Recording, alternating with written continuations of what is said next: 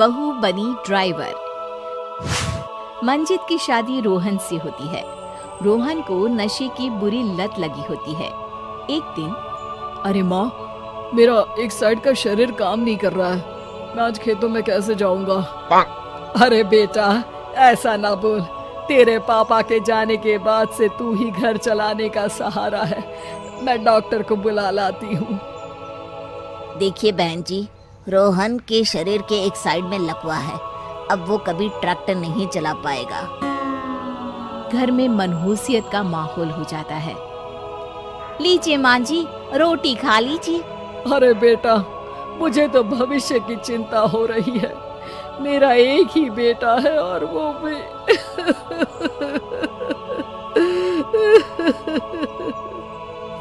माँ जी, आप चिंता न करें। जब तक ये बीमार है मैं खेत जाकर काम कर लिया करूंगी। वैसे भी नशे के कारण इनका शरीर काफी कमजोर हो गया है। अगले दिन मंजीत खेत में जाकर काम कर शाम को घर लौटती है। ये ले बेटा, पानी पी ले। कैसा रहा काम का पहला दिन? माँ जी, काम तो ठीक है, लेकिन मैं अगर ट्रैक्टर चलाना सीख लूँ ना तो काम और भी आसान हो जाएगा। अरे बेटा, दुनिया क्या कहेगी कि औरत होकर ट्रैक्टर चला रही है?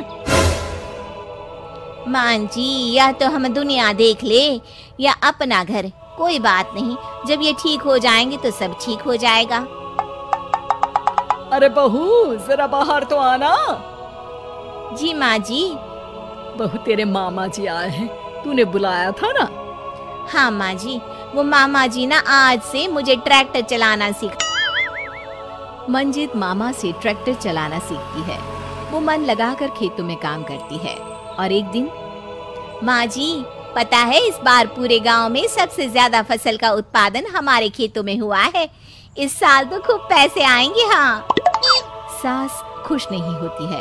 वो चुपचाप वहाँ से जाने लगती है। तभी मंजित उसे रोक लेती है। क्या हुआ माँ जी, आपको खुशी नहीं हुई?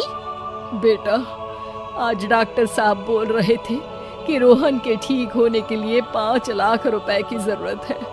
समझ नहीं आ रहा क्या करूं। मंजित शांत हो जाती है। अगले दिन सास मंजित के पास आती है। बेटा, ये मेरे गहने हैं। इसे अपने गहनों के साथ जोड़कर सुनार को दिया। जितने पैसे हो ले आ, डॉक्टर को आज ही देने हैं। मंजित अपने गहने और सास के गहनों को लेकर दुकान में बेचकर पैसे लेकर घर आ जाती है। माँ जी, सिर्फ 3 लाख रुपए का ही इंतजाम हो पाया है। बाकी के पैसे कैसे आएंगे? बेटा, अब तो एक ही चारा है, हमें जमीन भी बेचनी पड़ेगी। माँ, खेत बेच देंगे तो खाएंगे क्या? अरे बेटा, कोई दूसरा चारा भी तो नहीं है। रोहन ठीक हो जाए तो वो मेहनत करके इससे भी बड़ी जमीन ले लेगा। सास बहू मिलकर खेत भी बेच देते हैं।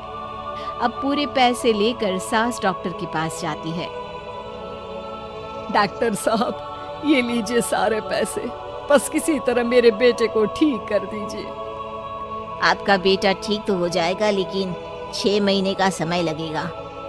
सास बहू सोच में पड़ जाते हैं कि अब तो कोई जरिया भी नहीं रहा जहाँ से उन लोगों को कमाई हो। अब कमाएंगे नहीं तो खाएंगे क्या? माँ जी, मेरे माता पिता ने लड़की होने के कारण मुझे ज्यादा पढ़ाया लिखाया नहीं, लेकिन ट्रैक्टर चलाना सीखकर मैं कुछ काम करने के लायक तो हो ही गई हूँ। अरे बेटा, ट्रैक्टर अब कहाँ चलाएगी? खेत तो बिक गए हैं। माँ जी, मैं किसी और के खेतों में दिहाड़ी में काम कर लूंगी, कुछ तो पैसे आएंगे ही ना। ये कहकर मंजित काम करना शुरू कर देती है। जैसे तैसे उन पैसों से गुजारा चल ही रहा था। माँ जी, पास के अस्पताल से मुझे नौकरी के लिए ऑफर आया है। पैसे भी ये 4 गुना ज्यादा मिलेंगे और अब खाने पीने दवाई के साथ हम कुछ पैसे भविष्य के लिए भी जोड़ पाएंगे। लेकिन काम क्या है बहू?